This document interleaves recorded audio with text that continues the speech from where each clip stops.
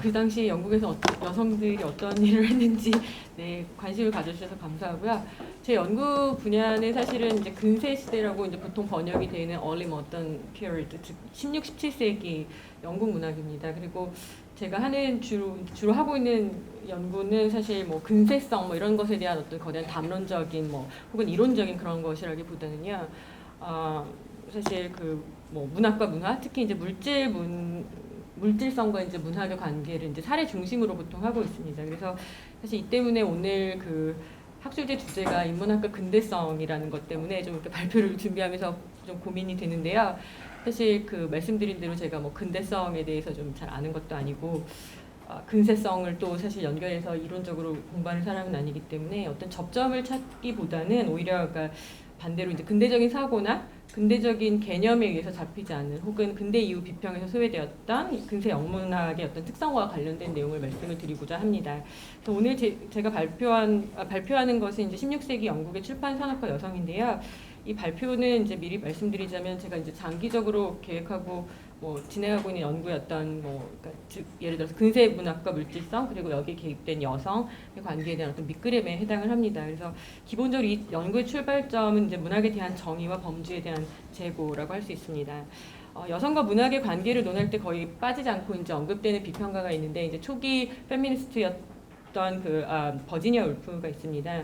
이미 잘 알려진 대로 이제 20세기 초반에 버지니아 울프는 자기만의 방에서 이제 문학 작품을 뭐 삶의 그 뇌 귀퉁이에 살짝 붙어 있는 거미줄이라는 표현을 쓰면서 마치 거미줄처럼 실체가 잘 감지되지 않는 피조물 같지만 사실 문학이라는 것, 저희가 생각하는 뭐 상상력의 산물이라든지 이렇게 많이 생각을 하지만 그것은 사실상 생산의 측면을 본다면 상당히 그 지독히도 물질적인 것이라고 이제 지적을 한 바 있습니다. 그래서 문학적인 생산과 또 물질적 여건의 긴밀한 관계에 대해서 울프는 사실 굉장히 남다른 통찰력을 보여주었죠. 그래서 그 이후로 이제 많은 여성 독자와 비평가들이 잊혀진 혹은 사라진 여성의 문학적 기여에 대해서 탐색할 수 있는 여지를 많이 마련해 주었습니다. 그러나 동시에 이제 울프는 16세기 문학사 여성이 부재한다라고 이제 주장을 하면서 그 이유가 당시의 물리적, 사회적, 경제적 환경이 성차별적으로 이제 구조화되어 있었기 때문이라고 지적을 하지요. 그래서 가장 많이 알려진 대로 그 주디스 셰익스피어라는 인물, 그러니까 윌리엄 셰익스피어에게 만약에 여동생이 있었다면 주디스라는 이름을 가진 여성이 있었다고 상상을 해보자. 윌리엄과 마찬가지로 그 재능을 가지고 있었다고 하더라도 과연 그녀의 운명이 윌리엄과 마찬가지로 이렇게 영화로운 것이었을까라고 이제 얘기를 하면서 사실 탁월한 재능을 가진 16세기 여성들은 마녀로 치부로 되거나 아니면 고립되거나 미치거나 죽거나 뭐 이랬을 것이다라고 이제 얘기를 한 바 있습니다. 그러면서 이제 그것에 대한 근거를 사실 이제 대형 도서관에서 자기가 앉아 있으면서 살펴봤을 때 16세기 여성이 남긴 문학적 흔적을 찾을 수 없었다라고 이렇게 말하고 있었거든요. 그런데 사실 울프가 비탄에 빠졌던 바로 그 장소인 그 대형 도서관에는 근세의 여성의 문학적 흔적을 찾을 수 있는 기록물이 곳곳에 존재를 합니다. 그곳에는 이제 존 베일이라는 그 16세기의 그 영국 종교 개혁자인데요. 존 베일이 편집한 NSQ, 그러니까 NSQ는 중산층 여성으로서 신교도였는데 이제 신앙적인 이유로 인해서 박해를 받고 화형을 당하게 죽음을 맞이하게 되죠. 근데 이제 그 직전에 감금 상태에서 SQ가 진술한 신앙적인 고백 이런 것들이 남아 있는데 그것을 이제 존 베일이 편집을 해서 책으로 출판을 하게 됩니다. 근데 그것이 이제 남아 있고 또 영국 문학 최초의 그 페트라칸 소넷 시퀀스라고 불리는 앤 로크의 작품이 그녀가 실제 번역한 존 켈빈의 설교문 번역과 함께 이제 편집된 형태로 남아 있습니다. 그리고 또 시야를 좀 더 넓히게 되면은 영국 최초로 인쇄된 책에서부터 이제 여성의 문학적 기여에 관한 기록을 찾을 수가 있게 되는데요. 1473년에 출판된 윌리엄 캡스턴의 그 트로이의 역사는 말씀드린 대로 영국에서 출판된 영국 최초의 책이라고 하는데요. 그 책은 제목에 이제 명시한 대로 에드워드 4세의 누이자 버건디 공작 부인인 마가렛의 후원에 의해서 이루어진 것입니다. 헌팅턴 도서관에 소장된 현재 판본을 보면 텍스턴은 제목뿐만 아니라 건주사파를 통해서 자신이 인쇄한 책을 마가렛에게 헌정하는 모습을 기록함으로써 영국의 서적 역사, 인쇄술의 발달, 문학과 출판 문화의 발전에 깊이 관여한 여성의 흔적을 남겨두었습니다. 근데 이러한 예들은 사실 근세시대 문학과 여성의 관계 그리고 여성의 문화적 기여와 그 다양성을 증명하는 기록 중에 극히 일부에 지나지 않습니다. 이러한 사실들을 보았을 때 사실 우리가 질문해 볼 수 있는 것은 왜 이렇게 현존하고 있는 기록들, 여성들의 그 문학적 기여를 그 흔적을 남긴 것들이 왜 울프와 그러니까 굉장히 놀라운 통찰력을 보여줬던 그 울프 그리고 여전히 많은 비평가들의 시야를 벗어났을까 하는 질문인데요. 거기에 대한 이제 가장 근본적인 이유로서 현재 많은 비평가들이 지적하는 바는 우리가 여성과 문학을 접근할 때 저자와 또 저작에 대해서 19세기 이후 근대 문학 비평이 만든 기준을 시대착오적으로 적용하고 있기 때문이라고 이제 지적을 합니다. 즉 19세기 이후에 어떤 그 문학적인 개념을 생각을 해본다면 저자는 독립적으로 창작을 하는 주체이고 저자가 출판을 통해 완성한 개인적 업적이자 자기 충족적 성취라는 이제 어떤 암묵적인 가정이 있는데요. 이 때문에 우리는 종종 근세 여성의 문학적 실제를 추적하는 데 실패한다는 것이죠. 그래서 텍스트의 물질성에 대해서 놀라운 통찰력을 보여준 울프와 같은 작가 혹은 이제 비평가조차도 텍스트의 물리적 형태를 부여한 여러 사람, 즉 예를 들어서 뭐 필사자라든지 편집자, 조판자, 인쇄자, 제본자, 출판자, 검열자의 손길을 이제 반감함으로써 다양한 모습으로 텍스트 생산에 참여한 여성의 존재를 잊고 만 것이죠. 다시 말하자면 16세기 문학사의 여성이 부재하는 것이 아니고 여성의 텍스트와 물질성에 대한 좁은 관점이 16세기 여성의 문학적 실제를 우리의 시야에서 이제 사라지게 만든다는 것이죠. 그래서 최근에 근세 시대의 여성과 문학에 대한 연구들은 문학과 여성 텍스트의 개념부터 제고해야 한다고 강조를 하고 있습니다. 예를 들어서 영국 여성의 글쓰기 역사를 편집한 빅스, 서밋과 같은 비평가들은 근세 시대는 이제 작가, 장르, 문학에 대해 현재보다 훨씬 유연하고 유동적인 개념을 가지고 있었다라고 지적을 하면서요. 문학은 창작과 비평뿐 아니라 넓게는 문자화된 모든 텍스트, 모든 저작을 포함하며 현재 우리에게 익숙한 장르적인 부분들, 예를 들어서 로맨스라든지 소넷 시퀀스라든지 세속문학, 종교문학 같은 그런 장르들은 대부분의 근세시대 작가 및 독자에게는 매우 생소한 것이었다고 지적을 합니다. 그리고 이 시기 여성의 글쓰기는 편지, 저널, 요리책, 서체 교본, 필사한 시선집과 같은 기존의 문학 작품 개념 안에 통합되지 않는 다양한 장르와 형태로 존재하고 있습니다. 또한 근세시대 많은 여성의 글이 남성 배우자, 친척에 의해서 편집되고 출판되었는가 하면 또 여성은 남성의 글쓰기와 출판, 유통 과정의 후원자, 편집자, 번역자로 존재했습니다. 그렇기 때문에 이러한 의미에서 여성의 텍스트는 혼종성과 공동 작업의 속성을 갖고 있으며 여성 텍스트라는 것은 여성이 저자인 출판물에 국한되는 것이 아니고 여성이 생산에 참여한 모든 텍스트로 넓혀서 이해할 필요가 있다는 것이죠. 근세 여성과 문학이 갖는 이런 역사적 특수성을 검토하면서 최근 연구는 이제 여성 작가를 발굴하는 작업에서부터 이제 여성이 생산한 텍스트 그리고 그런 생산에 관련된 물질적 여건 그리고 텍스트의 물질성으로 관심을 옮겨가고 있습니다. 예를 들어서 근세 시대 여성의 글쓰기와 물질 문화를 편집한 펜더와 스미스 같은 경우는 모든 물질적 가공품과 마찬가지로 근세 여성들 텍스트는 생산, 이행, 수용의 복잡한 시스템을 통해서 출현한다고 지적하면서 텍스트가 물질적으로 매개되는 과정 그리고 이 과정에 개입한 여성의 노동과 영향력에 주목할 것을 요구를 합니다. 마찬가지로 또 헬렌 스미스와 같은 학자는 확장된 의미의 여성 텍스트 연구가 곧 책이 경제적, 지적, 기술적, 물질적 관계가 얽혀있는 그물망이라는 것을 밝혀주고 또 나아가서 책을 만들어내는 과정에 개입한 여성의 중요한 기여를 복원하는 데 기여한다라고 이제 이야기를 하고 있습니다. 그래서 사실 이런 확장된 의미 여성 텍스트 연구는 결국 이제 남성과 마찬가지로 여성도 근세시대 문학 혹은 문화적 실천의 중요한 수행장을 밝히는 데 기여한다고 강조하고 있습니다. 이러한 비평적 전환의 그 배경에는 사실 서지학과 서적의 역사, 독서의 역사 등 텍스트가 갖는 이제 사회적 성격에 대한 중요한 연구들이 있습니다. 그래서 맥켄지라는 유명한 서지학자인데요. 그가 이제 서지학과 텍스트의 사회학이라는 책에서 말한 바는 다른 모든 기술적 가공품과 마찬가지로 책은 언제나 복잡하고 변화하는 컨텍스트 안에서 이루어지는 인간 행위의 산물이라고 말한 바 있습니다. 또한 코엔과 같은 학자는 이제 출판을 이벤트 혹은 이제 사건이라고 말할 수 있을 것 같은데요. 그렇게 정의하면서 저자의 기능을 우리가 어떻게 이해하든 간에 그리고 저자가 출판 과정에 어떤 식으로 존재하든 간에 책은 언제나 여러 명의 생산자를 필요로 하고 각각의 생산자는 책의 생산, 유통, 소비 과정의 다양한 순간을 통해 이루어지는 의미의 수용 혹은 발전의 영향력을 행사한다고 이제 말하고 있습니다.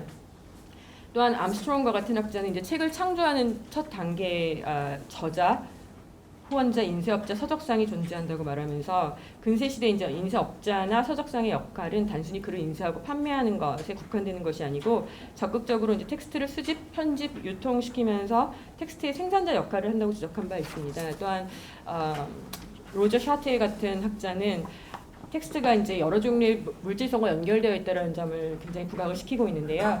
결국 의미화의 과정이라는 것은 이제 독자도 존재를 하게 되는데 독자는 결국 물질성이 제거된 추상적이거나 이상적인 텍스트를 접하지 않는다는 것이죠. 그래서 결론적으로 어떤 형태가 의미를 생산한다고 지적하고 있습니다. 그래서 샤트에는 이제 동일한 내용의 글이라도 그것이 언어와 조판 상태, 구두점 변화에 따라 다른 작품이 되고 이러한 형태를 통한 텍스트 의미화 과정에 가장 처음으로 참여하는 사람들이 이제 번역자, 교정자, 필사자, 조판자, 검열자와 같은 사람들이라고 얘기하는 거죠. 그리고 이러한 참여자들은 이제 각각 개인이 가지고 있는 문법적인, 미학적인 혹은 문화적인 첨삭을 하게 되고 이를 통해서 이제 텍스트를 물질적인 가공품으로 생산함으로 사실 그들이 하고 있는 작업들은 굉장히 기계적인 수작업이라고 생각할지 모르지만 그 이면에는 독자로서, 그러니까 최초의 독자로서 그리고 또한 어떤 그 생산에 그 참여하는 사람으로서 어떤 그 이성적인 이유, 그 다음에 근거들이 항상 함께 한다는 것입니다.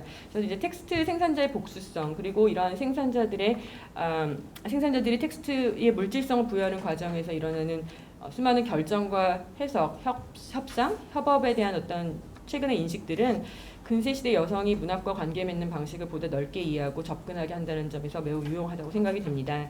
특히 저자 이외의 모습으로 존재하는 여성의 다양한 노동력과 영향력에 대해 주목하도록 만든다는 점에서 그러한 것 같습니다. 그래서 제가 오늘 말씀드리는 이제 앞으로 그 내용은 이런 새로운 비평적인 전환과 맥을 같이 하고 있고요. 저술자 이외의 여성들을 중요한 문학 혹은 문화적 실천의 수행자로 조명하려고 합니다. 그래서 여기서 다루는 여성들은 16세기 출판 산업과 관련된 여성 인쇄업자, 출판업자, 서적상입니다. 이들은 사실 이중적인 의미에서 문학사에서 계속 소외되었던 여성이라고 할 수 있는데요. 첫 번째는 이제 전통적인 문학 비평에서 전혀 관심을 받지 못했다는 점에서 그렇고요. 두 번째는 서지학이나 출판 역사 혹은 문화 연구에서도 근세시대 여성 귀족이나 엘리트 여성이 뭐 후원자로서 출판 산업에 개입하는 정도와 방식 이런 것들에 대해서 많이 다루었지만 사실 출판의 실제적인 노동력을 제공하고 일상에서 출판 산업에 참여했던 여성들에 대한 연구는 상대적으로 빈약하다는 점에서 그렇습니다. 그래서 이렇게 지금까지 잊혀져온 이러한 여성 인쇄업자, 출판업자, 서적상에 대한 조명은 사실 근세시대의 물질 문화 역사 그리고 여성의 역사, 텍스트의 물질성에 대한 조명인 동시에 당시 이제 문학적, 물질적, 사회적 환경 안에서 여성이 경험하고 참여하는 광범위한 역할에 대한 조명이기도 하다고 저는 생각을 합니다. 제가 사실 여기서 말씀드리는 거는 대부분 그러니까 텍스트 분석이 아니고요. 어떤 그 서지학적 기록을 가지고 하는 작업이거든요. 그래서 분석을 위해서 사용한 그 1차 자료들이 있는데요. 1차 자료는 이제 폴라드와 레드그레이스가 편집한 뭐 영국, 아일랜드, 스코틀랜드 및 해외에서 출판된 영국 출판물 서지 목록이 있습니다. 3권으로 이루어져 있고요. 그리고 영국 출판물 온라인 서지 목록, 즉 ESTC라고 이제 불리는데요. 그것이 있습니다. 또 아버가 편집한 런던 출판업자 목록이 있고요.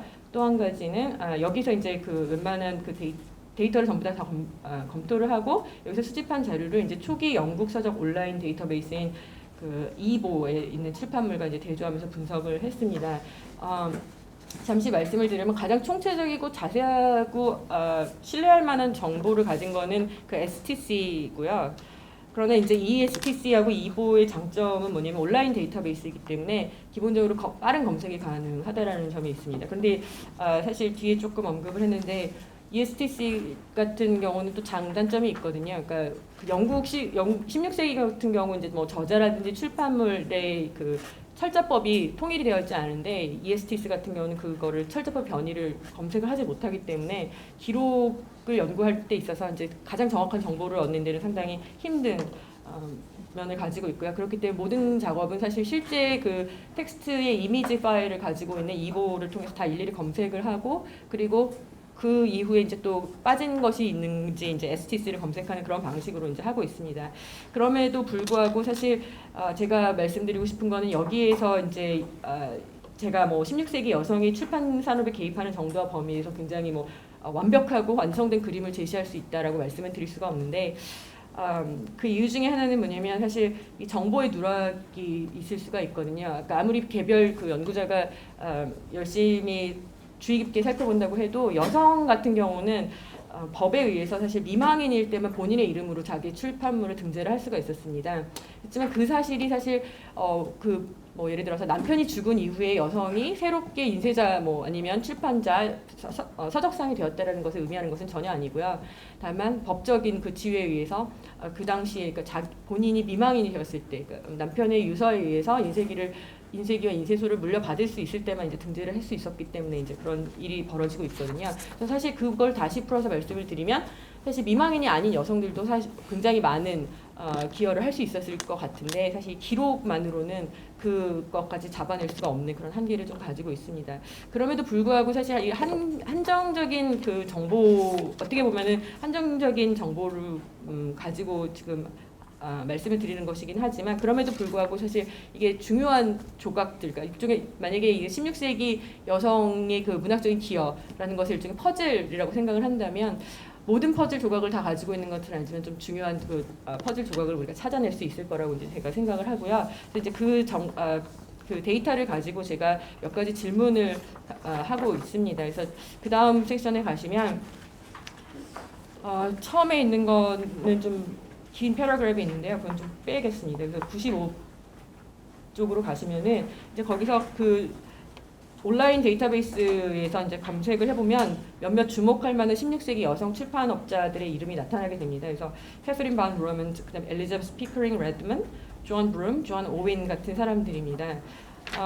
그래서 이제 정확한 출판 물수를 찾아보면은 조한 오웬의 경우는 75건, 그다음에 조앤 브룬 같은 경우는 43건, 캐서린 반 로먼드 같은 경우 34건, 그리고 피커링 같은 경우 13건이 나타납니다. 그래서 이들의 출판물은 16세기 여성이 출판한 저작의 종류와 범위를 분석하는데 좀 의미가 있다고 생각이 됩니다. 그래서 검색된 그 출판물 기록을 해석하는 과정에서 제가 이제 묻고 있는 질문들은 과연 이제 여성 출판업자 서적상들의 출판물의 어떤 장르라든지 작가라든지 젠더라든지 일종의 그 특징적인 범주가 나타날 것인가, 그리고 만약에 이런 특징적인 범주가 있다면 그것이 시사하는 바는 무엇이고, 만약에 그런 특징적인 범주가 없다면 또 그것이 시사하는 바는 무엇일까 하는 것이 이제 제 질문이었습니다. 그래서 이제 반 로먼드 같은 경우는 1532년에서 1544년에 활동을 했는데요. 그녀가 출판한 저작물은 모두 종교적인 텍스트입니다. 그래서 기도서, 그다음에 시편 주에, 신약 번역, 을 포함할 뿐만 아니라 조지 조이라든지 뭐 틴데일이라든지 멜랑스톤, 커버데일, 즈빙글리 베일과 같이 유럽과 영국의 신교 복음주의자들의 저작을 포함하고 있습니다. 캐서린 반 로먼드의 출판물이 각각이 가지고 있는 그 구체적인 내용과 수사, 뭐 물리적 형태 이런 것을 제가 여기서 분석할 수는 없지만요. 대부분 그 출판물 제목을 통해서도 어느 정도 내용이 유치가 가능한데요.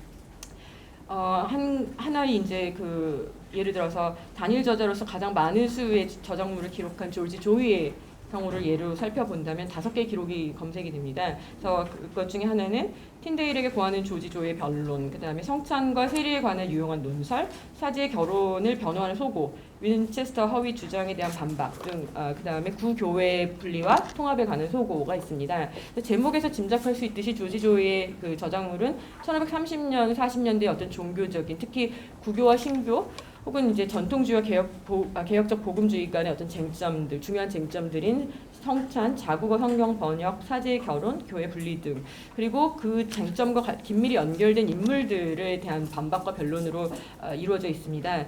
그래서 이제 정치적인 상황, 종교적인 상황을 본다면 당시 영국이 헨리 8세와 이제 뭐 캐서린의 이혼을 둘러싸고 이제 로마 카톨릭 교회와 갈등을 빚게 되었고요. 그리고 이제 종교 문제가 국내외 정치 문제와 긴밀하게 이제 결합되는 문화적 파장을 겪었다는 것을 감안을 하면 캐서린 반 로먼드가 출판한 조이의 그 종교적 저작물들은 다분히 논쟁적이고 또 파급성이 큰 것이라고 우리가 이제 알 수 있을 것 같습니다. 그래서 사실 이것이 의미하는 바가 무엇일까 생각을 해본다면 우리가 이제 보통 가지고 있는 가정이 있거든요. 그러니까 근세 시대 여성은 언제나 침묵을 강요받았다. 그리고 그들이 출판하거나 뭐 이렇게 말할 수 있는 그 공적으로 뭐 목소리를 낼 수 있는 글들은 이제 종교적인 글의 한정이 되는데 그 이유는 종교적인 글이 이제 세속적인 글보다 훨씬 더 덜 선동적이고 훨씬 더 안전한 장르이기 때문이라는 가정이 있어왔거든요. 그런데 이제 캐서린 반 로먼드 출판물들 같은 경우를 보면은 사실 이러한 가정에 대해서 재점검을 해보아야 되지 않는가라는 생각을 하게 하고요. 또 한 가지 궁금한 거는 이제 그 캐서린 반 로먼드 출판물이 어떤 특징을 보여주고 있기 때문에 그럼 거기에 그런 특징이 나타나는 그 요인은 도대체 무엇일까 이제 질문하게 되는데요. 가장 쉽게 생각할 수 있는 것이 어떤 뭐 그 출판업자의 종교적인 그 정체성이라든지 신학적인 입장 이렇게 생각해 볼 수 있겠지만 사실 그렇게 결론 내리기는 상당히 부족하다고 좀 생각이 드는 것이 당시에 이제 인쇄업자, 출판업자 이런 경우들은 이득이라는 거, 이게 이제 어쨌든 문학적인 그 소비품이기 때문에 이득이라는 것을 생각하지 않을 수 없거든요. 그리고 많은 경우에 이제 출판이나 인쇄업자들이 말하는 것이 나 우연히 이 텍스트를 입수를 했어, 뭐 이런 식으로 얘기를 하는 게 되게 많이 있거든요. 그래서 사실 캐서린 반 로먼드가 자기 어떤 특정한 그 의도를 가지고 자기 그 정체성을 반영하기 위해서 이런 장르를 선택했다라고 보는 것은 조금 어려울 것 같습니다. 그럼에도 불구하고 좀 중요하다고 생각되는 것은 이 장르적인 특성을 이제 해석하면서 좀 중요하다고 생각되는 거는 그 생산된 시기하고 장소라고 저는 좀 더 생각이 되는데요. 캐서린 반 로먼드의 종교적 출판물들은 모두 앤트워프에서 이제 출판이 된 겁니다.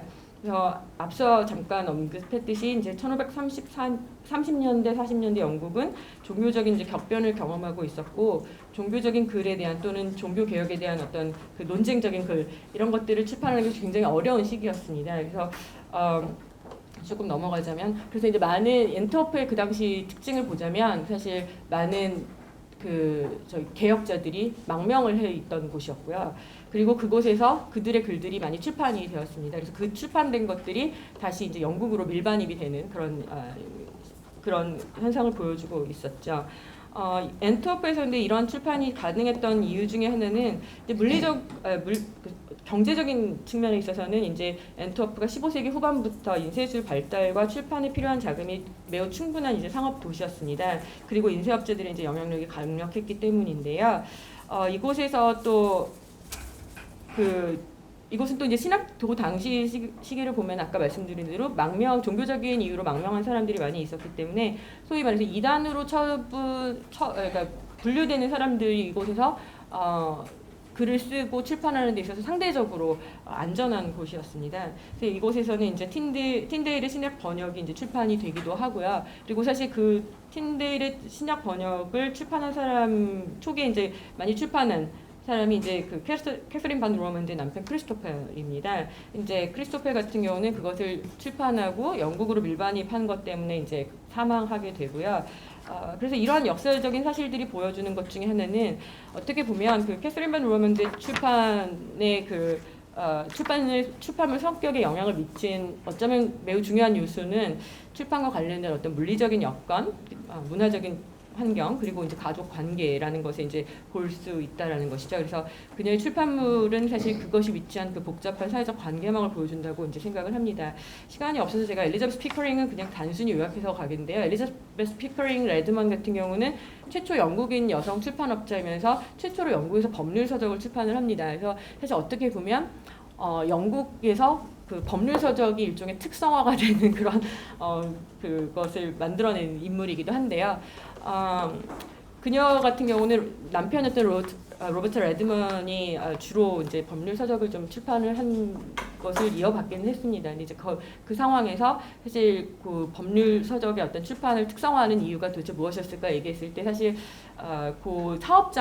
그들의 사업장이 그 법학원하고 굉장히 가까운 곳에 있었기 때문이거든요. 그래서 주요 소비자들이 이제 그 법학관이나 변호사들 이런 경우였죠. 그래서 어쨌든 그 결론적으로는 그 엘리자베스 피커링 레드먼 같은 경우 사실 영국 내에서 어떤 그 법률 서적의 특성화된 그런 어떤 출판을 하는 데 있어서 굉장히 지대한 영향을 미친 사람이라고 볼 수 있고요. 그 다음은 사실 제가 시간이 없어서 다는 못할 것 같고요. 간략히 요약을 하자면 이제 이 두 경우는 어떤 여성이 출판한 그 출판물의 어떤 장르적인 특성을 보여주는 것이 있지만 사실 그것으로 16세기 여성 출판업자들이 모두 다 어떤 장르적인 특성을 보여주냐 이렇게 말하기는 굉장히 어렵다라는 것인데요. 또 다른 케이스를 보자면 이제 16세기 후반에 굉장히 활발히 활동한 두 사람의 그 여성 인쇄업자 출판업자가 있습니다. 조안 오웬하고 조안 브룬 같은 경우인데요. 이들의 경우에 보면은 상당히 그 다양한 종류의 장르를 보여주고 있습니다. 그래서 이렇게 다양한 장르에 대해서는 그럼 우리가 어떤 식으로 이론적인 설명이 가능한가 질문해 볼 수 있는데 여기에 대해서 이제 수잔 헐이라는 학자 같은 경우는 1570년대 이후에 사실 이제 그 문학 시장이라는 것이 굉장히 넓어지기 시작하고 그 출판자, 인쇄업자 이런 사람들이 새로운 독자층을 만들어내기 시작하고 그러면 그런 새로운 독자들에게 이제 일종의 그 어필을 하기 위해서 여러 가지 다양한 장르를 만들어냈다는 얘기인 것이죠. 그래서 사실 그것을 다시 풀어서 얘기하자면 어떤 그 인쇄업자들이나 출판업자들이 굉장히 그 장르적인 다양성을 만들어내고 그다음에 이제 독자층을 새롭게 소비자로 만들어내는 그 역할을 했다라는 것인데요.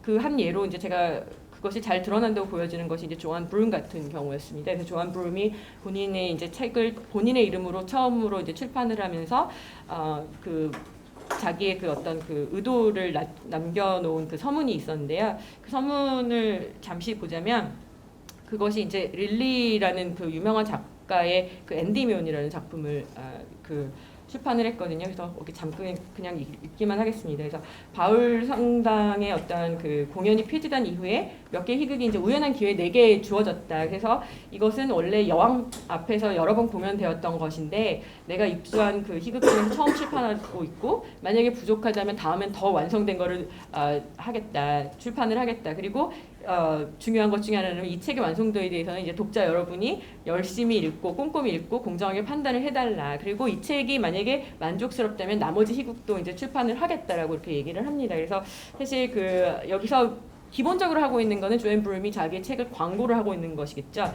그럼에도 불구하고 이 광고의 내용은 사실 그 내용과 수사하게 담고 있는 의미는 좀 더 이제 세밀하게 분석을 해볼 수가 있는데요. 한 가지는 이제 그 희곡이라는 것은 사실 기본적으로 공연에 되게 종속된 그런 굉장히 찰나적인 그런 지위를 가지고 있는데요. 그러니까 종속적인 지위를 가지고 있는데 그것을 이제 희곡 문학 작품으로 이제 만들어내면서 새로운 가공품을 만들어내기 시작한 거죠. 그래서 새로운 종류의 어떤 그 독자를 그러니까 소비층을 만들어내는 것이고요. 동시에 이제 그 독자의 입장이라는 것을 단순히 뭐 희곡의 관객처럼 그 순간에 보고 수동적으로 받아들이는 것이 아니고 굉장히 꼼꼼하게 읽으면서 반응하고 또한 협업까지 가능한 그런 종류의 독자를 생성해내고 있는 것이죠. 그리고 마지막으로는 이제 본인이 어떤 그 편찬자 특정한 희곡 문학 작품을 내가 모아서 그것을 출판하겠다라는 어떤 기획 의도를 보여줌으로써 어떤 굉장히 세분화된 어떤 그 궁정 희곡과 같은 세분화된 특성화된 장르를 자기가 이제 만들어내는 것을 이제 얘기하고 있습니다.